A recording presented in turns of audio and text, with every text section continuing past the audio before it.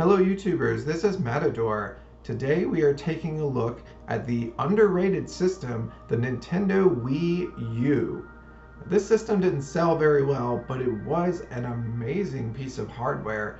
It has the motion controls and the backwards capability of the Wii, but it also had the gamepad technology that we see in the Switch. And it had the double screen capability, and you'll see on this list today when we talk about the hidden gems of the Nintendo Wii U, games that haven't been played much or that were criminally underrated, if you ask me.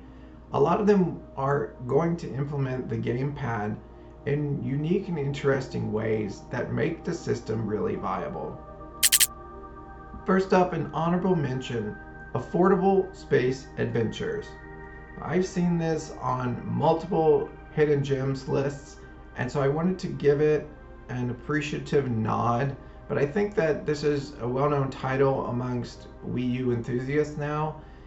You essentially use the gamepad as the controller of a spaceship. Like, it has all of your dials and buttons that you would use for exhaust and steering and whatever else you use to run a spaceship. And on the main screen, you actually see a 2D version of how your spaceship is traveling or traversing through this really atmospheric looking, somewhat harsh space environment that you're trying to traverse. And it is multiplayer, which means that multiple people are able to play it and have their own sort of control system going on. And I haven't personally played this, but I hear it's a good time and I see it on lists all the time. So shout out to that game. Let's get started with my proper list of hidden gems on the Wii U. Number 5, Star Fox Zero. Now, we couldn't call this hidden because it's quite notorious. All the fans that have followed the Star Fox series really turned on Star Fox when they released Star Fox Zero because of the control system. It had this unique two-screen system that really took advantage of the Wii U, and people dumping on this game took on kind of a life of its own. Miyamoto has claimed that this is kind of the most missed title that he wished people would appreciate more. And I agree, because I have this and I've played it, and you're able to see the R-Wing, of course, on the main screen, and you use the gamepad with both motion controls and the control sticks to shoot and aim and fire missiles and control that little walking robot. It's actually really inventive. It's a new way of controlling the same game we've played multiple times, because Star Fox doesn't ever really create a new game. It just repeats the same game in each generation. And so this was a new and intuitive kind of control scheme with which to utilize the Wii U technology, and I think everyone should give it a chance, especially because you can get this hella cheap. Number 4, Sin and Punishment. So Sin and Punishment Star Successor was a game on the Wii that itself was somewhat underrated because it was an on-rails shooter that not a lot of people knew about. Sin and Punishment on the Wii U is actually on the Virtual Console, and this was a Nintendo 64 title. Yeah, back in 98, 99, it released in Japan only, so we never saw this in the West until it released on Virtual Console. And this is the same style of game that Star Successor was, in that it is an on-rails shooter, but you have mobility of your characters. So you see your character on the screen and you can move them around left, right, up, and down. And then you aim and fire on the things on screen. But the game progresses by itself as long as you are being successful. It's pretty intense and it's pretty fun. And if you played Star Successor or not, that's also in the Wii U. You can download it. I recommend these games. They're a lot of fun. And this is the only way to play the N64 version.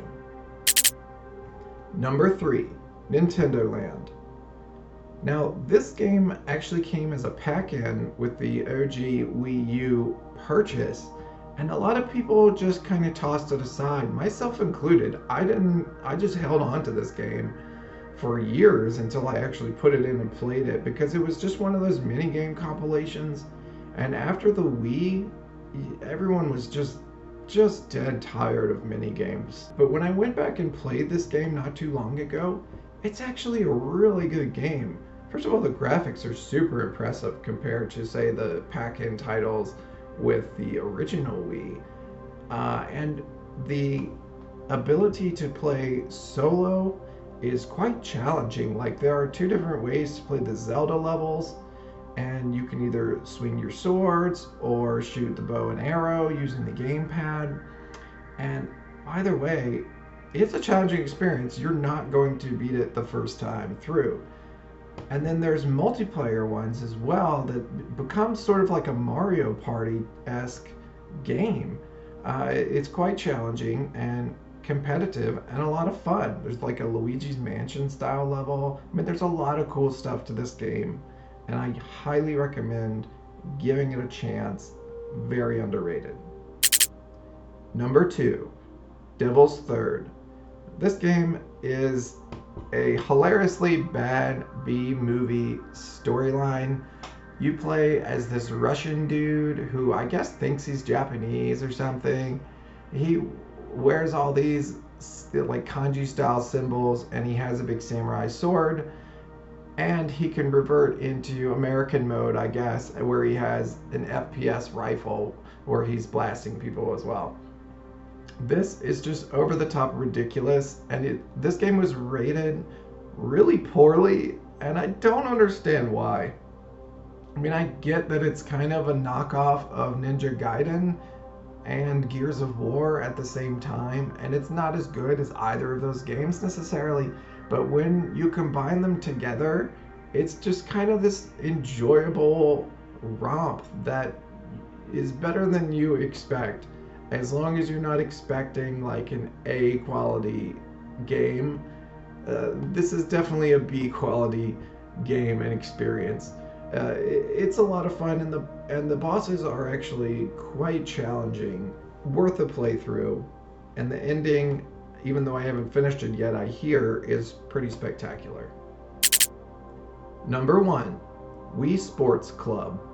Although Wii Sports is well known as the pack-in title and highly successful game for the original Wii, a lot of people just don't even realize that there was an HD remake / sequel called Wii Sports Club released on the Wii U. The problem with this game was that while the original Wii Sports was essentially free, this game cost $40 to $50, and it still does. Again, it was an HD remake, but it also adds more than that. It adds new advanced controls to the variety of games, like the boxing, and you can just use 2 Wii Motion Pluses, one in each hand, which controls so much better than just kind of spazzing out and swinging wildly. You actually can control your swings correctly.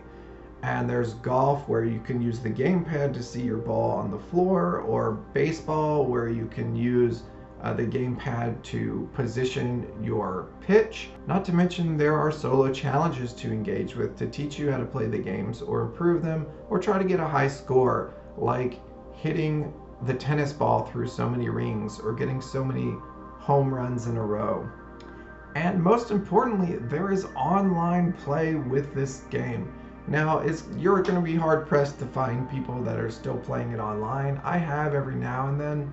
But if you get some friends together and all log in at the same time, you can play Wii Sports from your own respective houses online in high definition. It's awesome. This game is severely underrated. Once you play this game, you will never go back to the original Wii Sports. That's my list today. I hope you guys appreciate it. Let me know if you have any comments down below about if you enjoyed these games, or any comments you want to leave about other hidden gems on the Wii U system. Thanks all. Peace.